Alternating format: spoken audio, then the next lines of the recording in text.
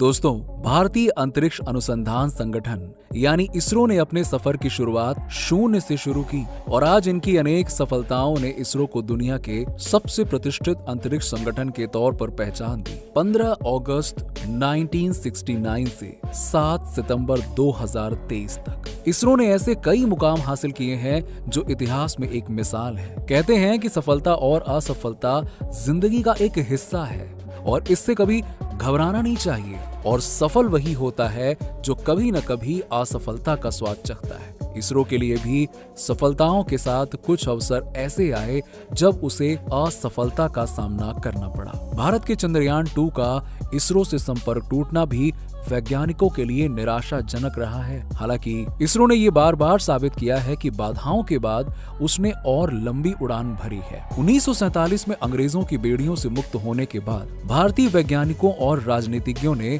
भारत की रॉकेट तकनीक के सुरक्षा क्षेत्र में उपयोग एवं अनुसंधान एवं विकास की योजना बनाई और उस पर लगातार मन लगाकर काम शुरू किया। डॉक्टर विक्रम साराभाई और डॉक्टर रामानाथन ने 16 फरवरी 1962 को Indian national committee for space research की स्थापना की, जो आगे चलकर 15 अगस्त 1969 को इसरो बन गया। उस समय जिस रॉकेट को प्रक्षेपित किया गया था उसे साइकिल के पीछे लगे कैरियर पर लादकर प्रक्षेपण स्थल पर ले जाया गया था। सोचिए, यानी सुविधा नहीं थी, लेकिन कहते हैं ना कि जब इरादों में दम हो तो चट्टानों से भी पानी निकाला जा सकता है। साइकिल पर रॉकेट ले जाने की ये तस्वीर देखिए, जो आज भी इसरो के दृढ़ संकल्प को दिखाती है। इसरो के पहले ही मिशन का दूसरा रॉकेट भारी और काफी बड़ा था। इसे प्रक्षेपण स्थल तक ले जाने के लिए बैलगाड़ी का सहारा लिया गया और ये तस्वीर भी आपको गर्व महसूस कराएगी। उस दौर में हमारे वैज्ञानिकों के पास में कोई दफ्तर नहीं था, कोई साधन नहीं थी, कोई सुविधाएं नहीं थी। नारियल के पेड़ों के बीच स्टेशन का पहला लॉन्च पैड था और एक स्थानीय कैथोलिक चर्च को वैज्ञानिकों के लिए मुख्य दफ्तर में बदल दिया गया। बिशप हाउस को वर्कशॉप बनाया गया, मवेशियों के रहने वाली जगह को प्रयोगशाला बनाया गया, जहां अब्दुल कलाम आजाद जैसे युवा वैज्ञानिकों ने काम किया। इसके बाद रॉकेट को लॉन्च पैड तक साइकिल पर ले जाया गया। थोड़े समय बाद दूसरा रॉकेट लॉन्च किया गया। वो पहले वाले से थोड़ा भारी था, उसे बैलगाड़ी पर ले जाया गया था।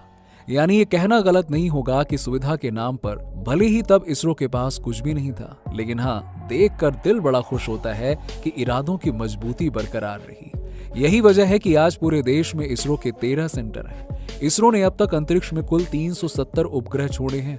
इनमें से 101 देसी और 269 विदेशी सैटेलाइट हैं। मून मिशन चंद्रयान 2 अगर सफल होता तो इसकी संख्या बढ़कर 371 हो जाती।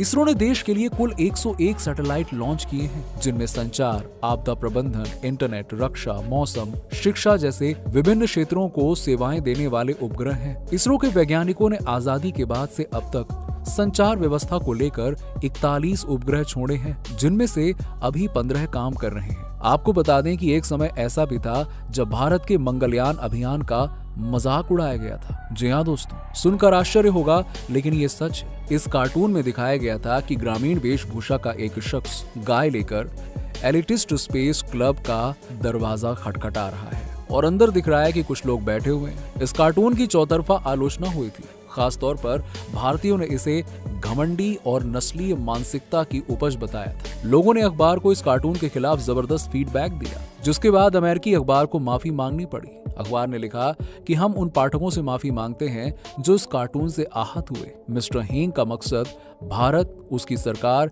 या नागरिकों पर सवाल उठाना बिल्कुल भी नहीं था। अखबार ने अपनी फेसबुक वॉल पर लिखा था कि बहुत सारे पाठकों ने न्यूयॉर्क टाइम्स इंटरनेशनल में छपे उस संपादकीय कार्टून की शिकायत की है जो भारत के अंतरिक्ष में सशक्त प्रयासों पर बनाया गया था। ये कार्टून सिंगापुर के हैंग किम सॉन्ग ने बनाया था और संपादकीय पेज के एडिटर एंड्रयू रोसेंथल ने हैंग का बचाव करते हुए लिखा कि उन्हें अपने कार्टून में ये दर्शाना था कि अंतरिक्ष अभियान पर अब कैसे अमीरों का ही कब्जा नहीं रह गया है, जिसका मतलब पश्चिम देशों से था। गौरतलब है कि उसी समय भारत अपने पहले ही प्रयासों में मंगल पर पहुंचने वाला दुनिया का पहला देश बन गया था। उसके बाद न्यूयॉर्क टाइम्स में ये कार्टून छपा था और इसमें भारत के चित्रण की सोशल मीडिया पर खूब आलोचना हुई थी। उसने लिखा था कि पश्चिमी देश इस पूर्वाग्रह से ग्रस्त हैं कि भारत के लोग जानवर चराने वाले लोग हैं। इस कार्टून की टाइमिंग पर भी सवाल उठे थे, क्योंकि कार्टून छपने से पहले ही प्रधानमंत्री नरेंद्र मोदी ने अमेरिका के मेडिसन स्क्वायर से साफ साफ शब्दों में कहा था कि भारत सपेरों का देश नहीं है। और साथ ही दोस्तों उसी समय BBC स्टूडियो यानी कि जो ब्रिटिश ब्रॉडकास्टिंग कॉरपोरेशन है, उसका एक बयान भी सामने आया था कि भारत एक गरीब देश है, उसको अपना पैसा स्पेस मिशन की जगह गरीबी मिटाने में लगाना चाहिए। और दोस्तों ये बयान बहुत ही ज्यादा बेतुका था, जिसे सुनकर हर कोई भड़क गया था। अब आपको बता दें कि इसरो ने अनेकों ऐसे कारनामे किए हैं जो देश की प्रतिभा का लोहा दुनिया में मनवाती है। इसरो ने 1990 में पोलर सैटेलाइट लॉन्च व्हीकल को विकसित किया। इस यान से सबसे पहला उपग्रह ऑर्बिट में 1993 में भेजा गया। अब आपको बता दें कि इससे पहले ये सुविधा सिर्फ रूस के पास थी। भारत का मानव रहित चंद्रयान मिशन 2008 में बनाया गया था। इससे पहले चांद पर पहुंचने का कारनामा सिर्फ 6 ही देश कर पाए थे। मंगलयान, भारतीय मंगलयान पहली बार में ही मंगल पर पहुंचने में सफल रहा। भारत दुनिया में पहला देश बना जो अपने पहले ही प्रयास में मंगल तक पहुंच गया। और देश के इस मिशन के बाद भारतीय वैज्ञानिकों को दुनिया अलग नजर से देखने लगी। GSLV Mark II का सफल प्रक्षेपण भी देश के लिए एक बड़ी कामयाबी थी। इसमें देश में निर्मित क्रायोजेनिक इंजन लगे हुए थे और इसके निर्माण के बाद से सैटेलाइट लॉन्च करने के लिए भारत को दुनिया के अन्य देशों पर निर्भर नहीं रहना पड़ा। भारत ने खुद का नेविगेशन सिस्टम भी विकसित कर लिया और भारत ने इस अभियान को पूरा करने के लिए 7वां और आखिरी उपग्रह साल 2016 में प्रक्षेपित किया, जिसके बाद भारत अमेरिका और रूस के बाद खुद का नेविगेशन सिस्टम बनाने वाला तीसरा देश बन गया। इसरो के नाम 104 सैटेलाइट प्रक्षेपित करने का विश्व रिकॉर्ड है। भारतीय वैज्ञानिकों ने PSLV के जरिए एक साथ 104 सैटेलाइट का सफल लॉन्च किया था और जिसमें 101 छोटे सैटेलाइट थे जिनका वजन 664 किलोग्राम था। और इतने उपग्रह का प्रक्षेपण दुनिया के किसी भी देश ने एक साथ नहीं किया है, जिसे देख के नासा भी हैरान हो गई थी। आपको बता दें कि इंडियन स्पेस इकोनॉमी का आकार बहुत ही तेजी से बढ़ रहा है। अर्न्स्ट एंड यंग की रिपोर्ट के मुताबिक 2020 में स्पेस इकोनॉमी का आकार 447 अरब डॉलर तक का था, जिससे 2025 तक 600 अरब डॉलर के पार जाने की उम्मीद है। इंडियन स्पेस एसोसिएशन और अर्न्स्ट एंड यंग की developing the space ecosystem in India के नाम से प्रकाशित रिपोर्ट में भी कहा गया था कि स्पेस लॉन्चिंग का बाजार 2025 तक बहुत ही तेजी से बढ़ेगा। इस रिपोर्ट में भारत में इसके सालाना 13% के हिसाब से वृद्धि का अनुमान लगाया गया है। इसके पीछे की मुख्य वजह स्पेस के क्षेत्र में निजी भागीदारी का बढ़ना तो है ही, साथ ही साथ नई नई तकनीक आने और लॉन्चिंग सेवाओं की लागत में कमी की वजह से भी स्पेस इकोनॉमी तेजी से बढ़ेगी।